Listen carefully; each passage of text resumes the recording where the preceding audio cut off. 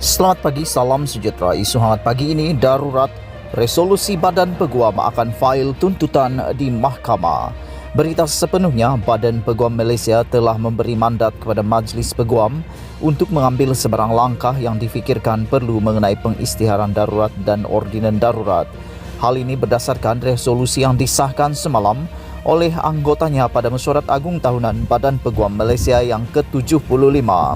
Presiden Badan Peguam Malaysia yang baru dilantik, AJ Khalidas, menjelaskan kemudian bahawa langkah-langkah itu boleh merangkumi proses prosiding undang-undang berkaitan bagi pihak badan tersebut.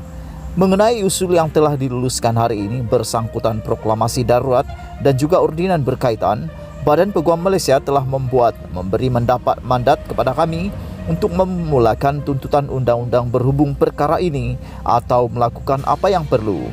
Oleh itu, Badan Peguam Malaysia berpendirian akan membawa hal berkenaan melalui saluran yang betul. Kemungkinan besar akan ada tuntutan di mahkamah yang akan dimulakan oleh Badan Peguam Malaysia, katanya pada sidang media di Wisma Badan Peguam di Kuala Lumpur. Khalidas berkata demikian ketika ditanya mengenai pendirian Badan Peguam Malaysia mengenai ketakutan mengenai ordinan darurat kuasa-kuasa perlu nombor 2 2021. Ordinan darurat itu berkuat kuasa semalam untuk mengekang penyebaran berita palsu mengenai COVID-19 dan pengisytiharan darurat. Saya tidak hanya menyentuh ordinan kedua, kami akan menyebutnya ordinan nombor 2. Bukan itu sahaja, tetapi pada dasarnya Badan Peguam Malaysia percaya dengan kebebasan bersuara. Sudah tentu ada batasan kebebasan bersuara dan kami juga percaya hal itu. Anda tidak boleh menuduh sesuatu yang tidak benar, kata Khalidas. Kami tahu batasnya, tetapi kami percaya bahawa rakyat mesti diberikan bersuara, dibenarkan bersuara, tambahnya. Ordinan untuk mengekang berita palsu itu menimbulkan kebimbangan akan memberi kuasa luas kepada kerajaan.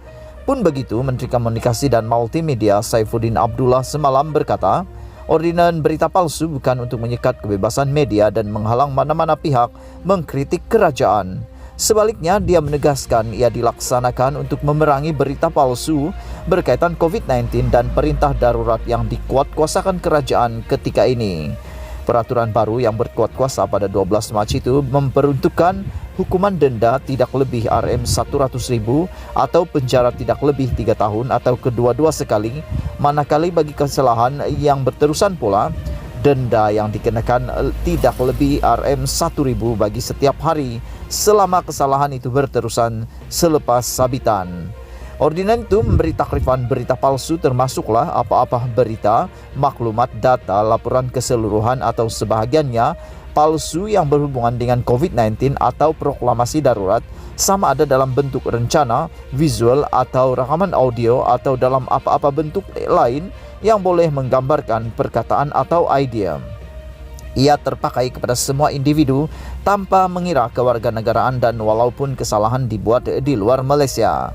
Sementara itu, semalam Badan Peguam Malaysia juga meluluskan beberapa resolusi lain berkaitan dengan usul tersebut.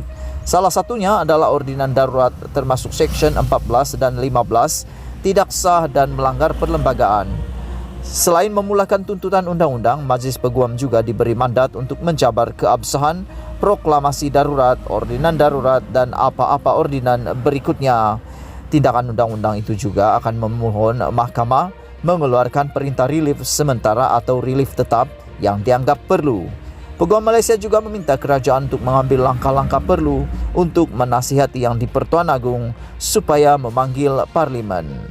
Sekian isu hangat pagi ini. Jangan lupa tekan butang subscribe dan kita jumpa lagi. Bye-bye.